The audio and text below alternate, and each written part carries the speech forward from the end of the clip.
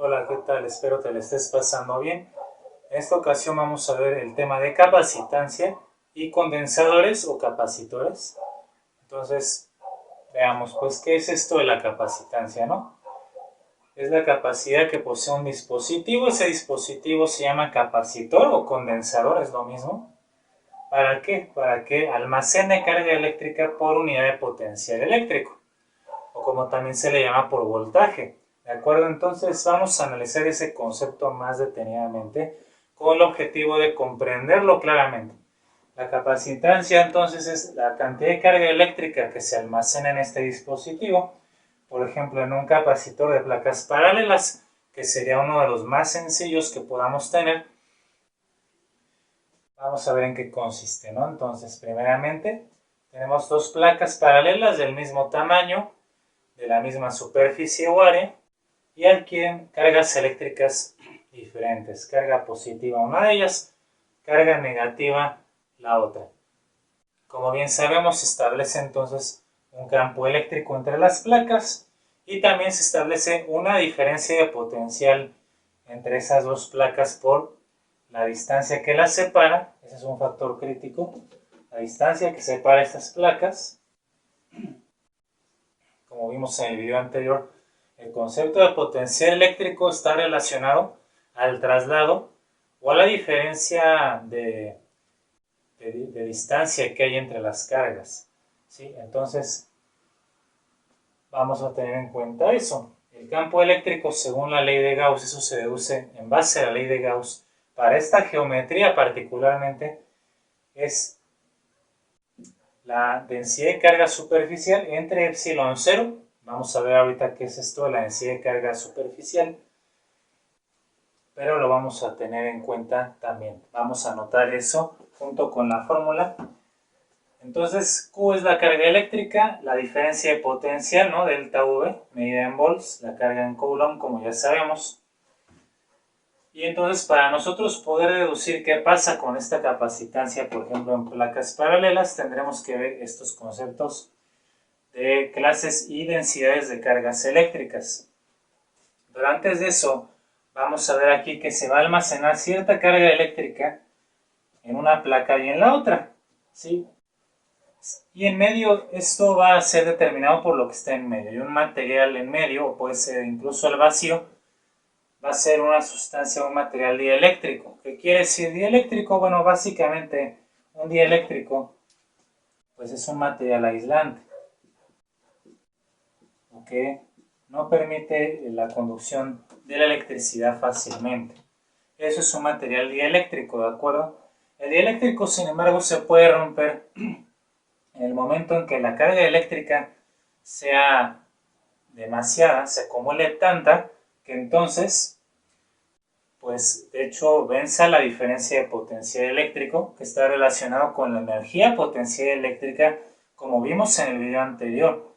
Entonces, las cargas aquí no se pueden trasladar en un inicio, pero si nosotros acumulamos demasiada carga eléctrica, ¿sí? Entonces va a llegar un momento en el que se dice hay una ruptura del dieléctrico. Eso que implica que este dieléctrico, este material o el mismo vacío, entonces empiece a conducir la corriente eléctrica o empiece a permitir el traslado de cargas. Y ahí estaríamos hablando ya de cargas eléctricas en movimiento, que es lo que estudia la electrodinámica. Esta acumulación de cargas, cabe mencionar, se mantiene la diferencia de potencial por una pila o una batería, que es la responsable de la acumulación de carga positiva en una placa, y al revés, carga eléctrica negativa en la otra placa. Así que esto también ya nos va a ir llevando a lo que es la electrodinámica, particularmente en los circuitos con capacitores o condensadores.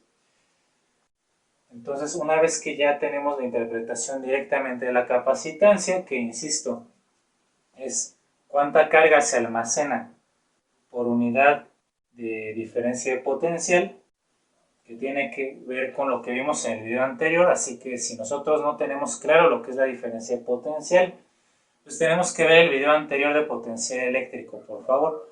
Ahora pasemos a lo que es el concepto y clases de cargas eléctricas, de densidades. Tenemos primeramente la densidad de carga lineal. La densidad de carga lineal, que se representa con la letra griega lambda, es la cantidad de carga eléctrica que existe por unidad de longitud en un material determinado, ¿no? Por ejemplo, tenemos aquí un material como una varilla o un cable, que puede ser de cobre, de plata, de oro, platino, etc. ¿Cuánta carga eléctrica se está depositando en una cierta unidad de longitud? En el sistema internacional sería por cada metro, por ejemplo. En un metro de ese conductor, de ese cable o de esa varilla, ¿cuántos coulombs de carga tenemos? Eso es la densidad de carga lineal. En una línea de carga, ¿no? Básicamente. Entonces, matemáticamente, lambda va a ser la carga eléctrica total que está contenida en una cierta o determinada longitud. Carga en coulomb entre la longitud en metros en el SI, en el sistema internacional. Ahora, la densidad de carga superficial sería el análogo, pero la carga que se almacena en una superficie o en un área de determinado material. Esto va a aplicar según la geometría del material, ¿no? Evidentemente. Si es un material que es una placa, como lo estamos viendo justamente aquí, pues entonces ya no medimos solamente la longitud, sino medimos dos dimensiones, el área o la superficie. ¿Cuánta carga eléctrica tenemos en esta área o en esta superficie? Eso es la densidad de carga, representado con la letra griega sigma minúscula, carga eléctrica entre el área. Eso es lo que entonces estaremos aplicando aquí. Aquí vean el símbolo. Esta es la densidad de carga superficial. Y también existe densidad de carga volumétrica en un cierto volumen. ¿Cuánta carga hay por unidad de volumen de un cierto material? Rho es igual a la carga eléctrica entre el volumen. Esto sería medido en coulomb por metro cúbico en el SI. Y entonces esto sería para un material que tiene volumen, ¿no? O tiene tres dimensiones, como por ejemplo este cilindro, o una pirámide que tenga carga, ¿sí? O un cono, en fin, diferentes materiales que tengan volumen y estén cargados eléctricamente. Podemos determinar la densidad de carga volumétrica. Usamos la letra griega Rho para representar eso. ¿De acuerdo? Entonces hasta aquí vamos a anotar esos conceptos. Pon pausa en el video para que lo tengas muy claro. Y vamos a ver cómo se deduce la capacitancia de manera general, al menos en este caso que es el más general y el más sencillo, el de placas paralelas que están cargadas.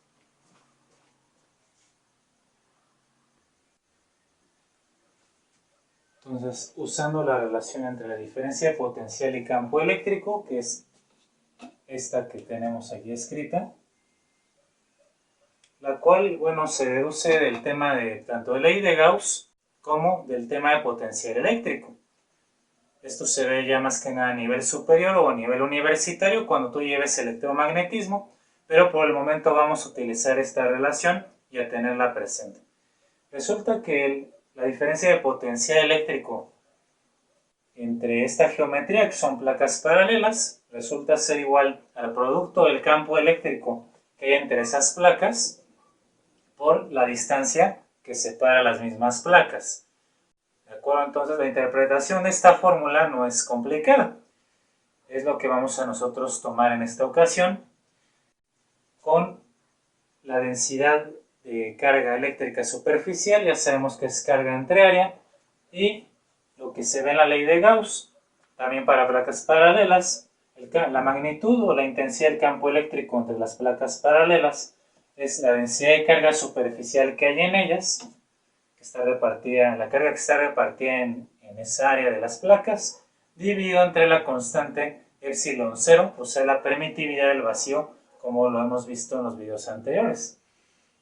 Vamos a trabajar con estas tres fórmulas para llegar a una expresión general de la capacitancia que existe en este tipo de condensadores de placas paralelas. Entonces, para esto vamos a sustituir la densidad de carga aquí.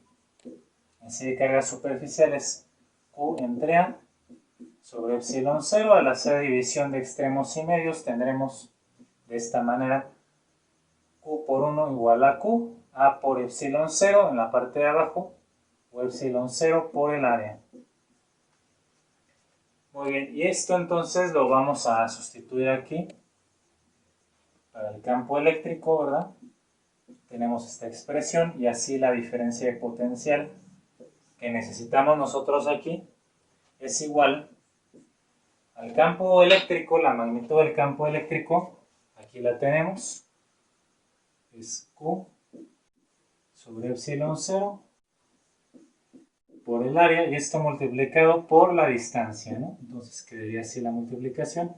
Finalmente este potencial, esta diferencia de potencial eléctrico equivalente ahí en las placas paralelas, la sustituimos en la definición general de la capacitancia, teniendo entonces que la capacitancia va a ser igual a la carga que está en las placas, Q, entre todo esto, ¿no? Que es la diferencia de potencial, todo esto, pues vamos a reemplazarlo, Q por D, nos quedó entre epsilon 0 por área,